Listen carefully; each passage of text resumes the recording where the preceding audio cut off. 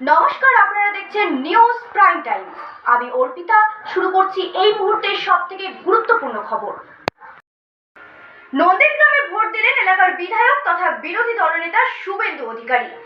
নরেন্দ্র মোদীজির পক্ষে, বিকশিত ভারতের পক্ষে, শক্তিশালী ভারতের পক্ষে এবং নরেন্দ্র মোদীজি যাকে এখানে প্রার্থী করেছেন, যিনি অনেক চোরকে জেলে ঢুকিয়েছেন, জাস্টিস অভিজিৎ গাঙ্গুলি, তাকেই আমি আমার ভোট কাস্ট করেছি। এটাতে কোনো লুকানো দ্বিধাদ্বন্দ্ব নেই, আমি 200 মিটার বাইরে বলছি।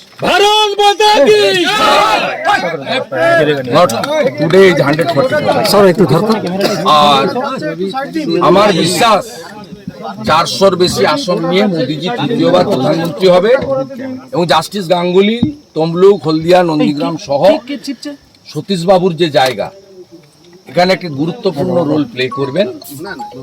আমি বেশ কিছু উন্নয়ন এখানে করেছি, ছোটখাটো, অনেক বৃহত্তর উন্নয়ন বাকি আছে। সেগুলো করার ক্ষেত্রে মোদীজির আশীর্বাদ সহযোগিতা নিয়ে জাস্টিস গাঙ্গুলি সেটা করবেন, এই বিশ্বাস আছে। সোনাচূড়ায় রাতভর বোমাবাজি অভিযোগ প্রচুর, সেটা হচ্ছে অভিজিৎ গঙ্গোপাধ্যায় এবং আপনার ভাই দুজনকে ঘিরে তৃণমূল বিক্ষোভ দেখাচ্ছে।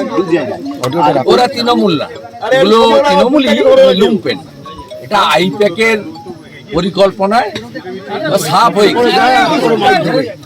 হয়ে গেছে, ঘাটালে হিরণকে আটকেছে, এখন পেটানি খাচ্ছে। আমরা সাফ করে দিয়েছি তৃণমূল কংগ্রেসকে।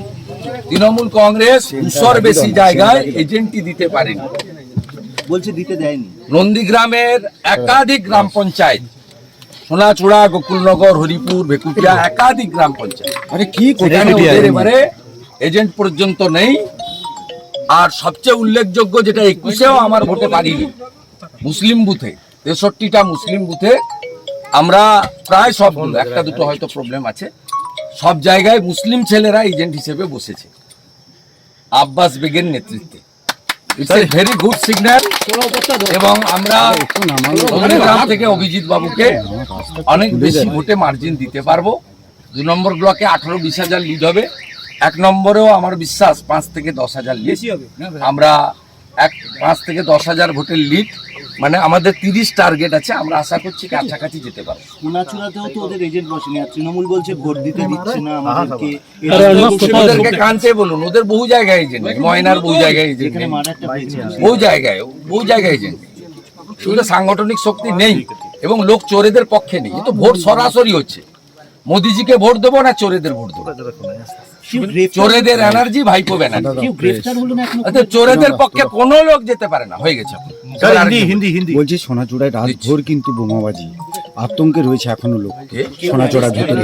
সেটা তো ওদের বোম ফাটানো কাজ করেছে। 4 তারিখে সন্ধ্যার পরে আমরা বোম ফাটাবো, মানে আনন্দে বোম ফাটাবো। দাদা, ভেকুটিয়া 29 নম্বর বুথে বিজেপি এজেন্ট বের করে দিয়েছে 65 ডেসিবেলের নিচে এবং বিধি সম্মত। দাদা, ভেকুটিয়া 29 নম্বর বুথে অ্যারেস্ট হবে না। সঞ্জয় আড়ি, একটা দলিত ছেলে, মৃত্যুর সঙ্গে পাঞ্জা লড়ছে, তার মাকে খুন করেছে। এদের জেলে যাওয়ার ইচ্ছা হয়েছে। দেবব্রত মাইতির কেসে 18 মাস জেল খাটার পরেও লাজ লজ্জা কিচ্ছু নেই। আবার একজন সনাতনী হিন্দুকে, তফসিলি পরিবারের বৃদ্ধাকে খুন করেছে। এই কেসটা তো সিবিআই হওয়ার জন্য রথিবালা আড়ির কন্যাকে আমরা কোর্টে নিয়ে যাব ভ্যাকেশন শেষ হলেই, এবং এদের জেলে থাকার ইচ্ছা হয়েছে। শেখ সাউদ্দিন, হাবিবুর রহমানরা জেল খাটার পরেও, বাইতুল মিয়া জেল খাটার পরেও এখন জেলে থাকার ইচ্ছা হয়েছে আল রাজিদের, শামসুলদের। তারা বেশি করে ভোট দিয়ে প্রতিবাদ করবেন, তারা তো এলাকায় ভোটে মেশিনের শেষ, তৃণমূলের দফা রফা করে দিচ্ছে লোকের। আমি পদ্মফুলে টিপলাম, পদ্মফুল তো দেবে গেছে, 3 ঘন্টা হয়েছে, তাতে সব পদ্মে মারছে। ওদের বাইরে কোনো কথা নেই। ওদের ক্যাম্পে ওই যে 2-4টে লোক আছে, চোখ মারছে আমাকে, ঠিকাদারি করি, চোখ মারছে, চুপচাপ।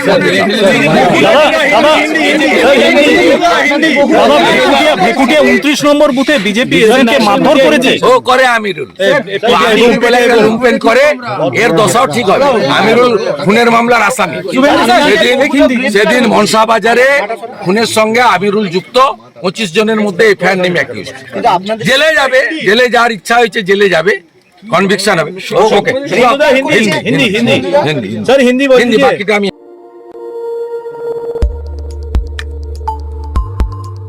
দেখতে থাকুন নিউজ প্রাইম টাইমস, আপনাদের সাথে আপনাদের পাশে।